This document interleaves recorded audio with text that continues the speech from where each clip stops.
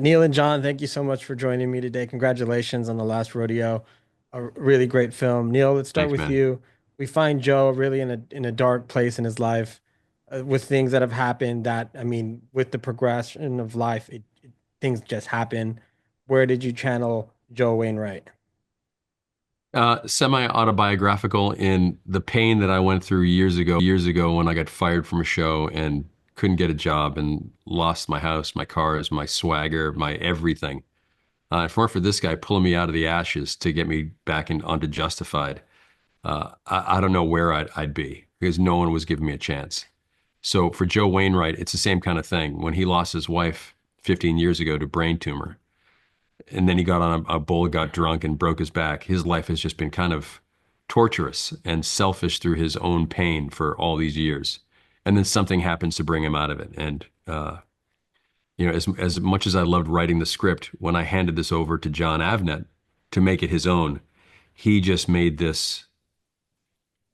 I can't even tell you how much better because of his passion for directing, of his passion for actors, his passion for writing words and making everything so perfect in certain situations.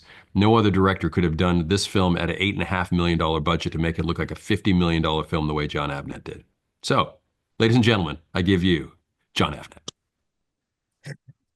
John, tell me a little bit about that, about working with Neal and specifically this script. Well, I think you get from that we get along well. I mean, he's like my baby brother. And the good thing with the baby brother is you can always punch him and hit him. He does And every and day. the great thing with Neil is he feels no pain. I love it. But this was his baby. He brought it to me and he said, make it your own. And I felt there was a unique opportunity here because I'd worked with Neil so much for him to play the role of a leading man, to really break out. Because he's been so great playing villains and tough guys. This character he owned, and I thought he had all the makings of a Clint Eastwood, or Gary Cooper or Jimmy Stewart, because you see his face and you can feel his pain. He doesn't have to say anything. He doesn't have to say, woe is me. You feel it. You feel it in everything he does. And he's trying to be positive, but he suffered a loss and he hasn't overcome it. And as Neil said before, it's a selfish thing when you dig a hole for yourself and say, I'm alive, but you feel nothing. You don't care about other people. You don't behave in a good way. And so the journey that Neil had basically created with Derek was, could this person find his way out?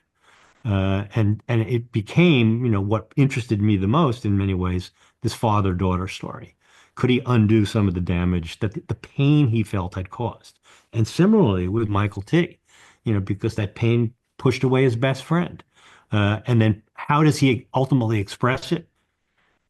By riding a bull at his age. I mean, he has to do it. And it's not just about winning. It's not just about, trying to help out He's with the called me cause. old. He's called me old. Do you hear that? He just called me He's old. my baby brother. I can call him anything I want. Uh, but the writing is about his character overcoming these things. And the great thing with working as a director with Neil is he's there. He's there whether he has one line, no lines, or a soliloquy. And so it allows me to shoot in a way that is both economical, but gets what he's doing. And you can always follow the film and follow his journey by his centering the film, if you will, as a character. I'm guessing it always helps a film when you don't have a big budget. If everybody's in, like a team should be, it just makes it easier to accomplish your goal. One of the Bingo. one of the things that you brought up, what was really interesting. So, the movie in itself is just great as kind of the redemption story. But I'm a father. I have a daughter. She's 14. The thought of my pain and how that can affect her, the next generation, my wife. I had this moment of really a reflection, and one of the themes of the movie, and Johnny had just mentioned it. Um, like, yeah, it didn't mean, I mean, it's okay because you're supposed to grieve losses and things happen in life, but just the theme of no, you need to get back up because there's many others that still love you, that you love, and I think this movie is a really, really good reminder of that. Can you speak a little bit more on that, Neal, on the theme of really redemption and the fact that you still have this group around you that you love and they love you? Well, at time in life, you're always going to get, there are times you're just going to get knocked down. You're going to get kicked on your butt. You're going to get crucified at times in life. Well, how do you get through that? That's what this film is really about. When you're kicked to the curb, who's going to pull you back up? Do you want anybody to pull you back up, or are you going to be so selfish and just wallow in your own self-pity? I did that for a couple of years, and it was awful. It didn't do any good to anybody. And as soon as I stopped, I realized, oh, wait a second. God first, me second. Family first, me second. And when you're run by those tenets, great things happen. John Avnet's living testimony of that. His kids and his grandkids, what he does as a parent with his wife Barbara, it's just it's inspirational to everyone else that he knows. So we want to do, Reve and I try to do the same thing. We try to always be there for our kids, always try to do the right things. You don't always, you can't. You stumble, you fall, you make mistakes.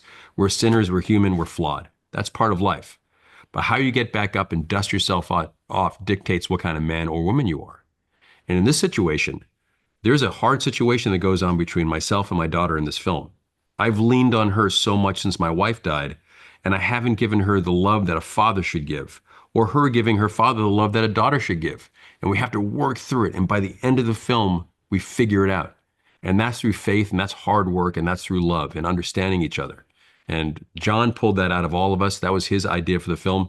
Yes, we're making a film that has great rodeo, but this film is about relationships, especially between a fractured relationship between a father and a daughter. But the aspect of mourning a loss, which is generally a highly imperfect process, there are very little guidelines as to how to do it. And so it's something I think, unfortunately, all of us face. And can we get one, as Neal says, back up? And can we face who we were at our worst and be something better, be someone better? And I've always wanted to do an action film which the character element was driving it. So his need to be better is in his bull riding. He needs to do this for a specific reason, but on a deeper emotional level, it's to feel like he's a person and has the courage to admit his failings and to admit it to his best friend, Michael T. Williamson, who's such a great actor, and to Sarah Jones, who plays his daughter, Sally. It's very hard to be a dad to a daughter.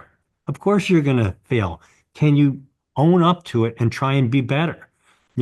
And so the combination of those elements, which were in what Neal and Derek wrote, were really intriguing to me.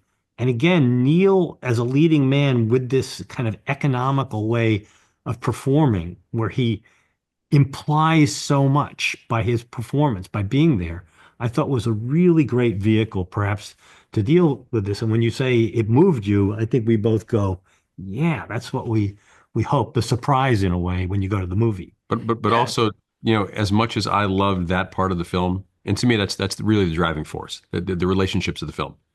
How ridiculously awesome were the bull riding sequences that John Avnet directed? I mean, we sat there, we had a screening at the USA Film Festival 2 weeks ago, and Sean Gleason, the head of the PBR, was sitting right next to us. And I'm sweating. Like, oh my gosh, if he doesn't like this film, we're sunk.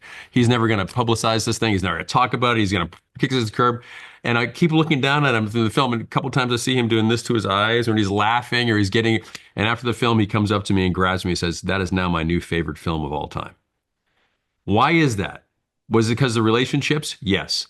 But the bull riding sequences that John devised himself, the different camera angles from above the bull, like you're in a video game, with the actual shots that it looks like it's an actual PBR event at the same time, is remarkable. So if you're a bull riding fan, you're going to lose your marbles when you see this film, because it's pure action that you will never see.